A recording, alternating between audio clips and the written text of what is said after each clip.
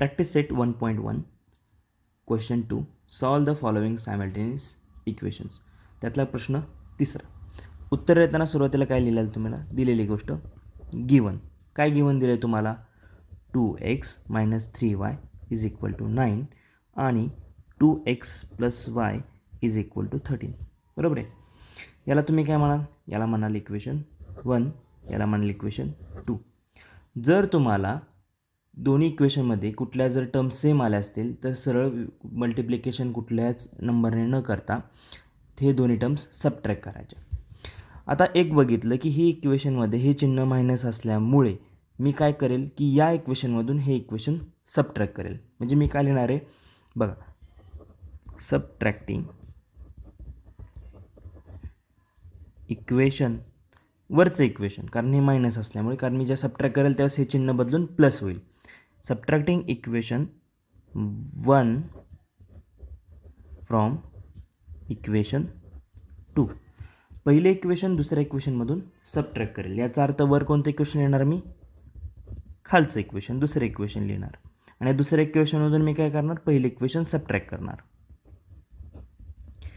आता सबट्रॅक्टिंग केल्यानंतर मागच्या व्हिडिओ सांगितल्याप्रमाणे ज्यावेळेस आपण सबट्रॅक्टिंग करतो त्यावेळेस खालच्या इक्वेशनचे सगळे चिन्ह काय होतात? बदलले जातात. हा 2x प्लस होता तो मायनस झाला, हा मायनस आहे तो प्लस झाला आणि हा प्लस आहे तो मायनस झाला. याच्यावरून आपला हा 2x आणि हा 2x काय करू शकलो आपण? कॅन्सल करू शकलो. बरोबर आहे. मग राहिलं काय आपलं? ह्या y आणि 3y यांची बेरीज किती आली आपल्याला? y हा प्लस 3y असल्यामुळे यांची बेरीज आली 4y = 13मधून 9 गेले, उरले किती आपल्याकडे? 4. म्हणजेच आपल्याला काय मिळालं की 4y = 9 मिळालं. म्हणजेच काय 4 9 = 4 मिळालं. म्हणजेच काय y = 4/4. याचाच yची आपल्याला काय मिळाली? यातनं व्हॅल्यू मिळाली. yची व्हॅल्यू काय मिळाली? y = 1 मिळाली.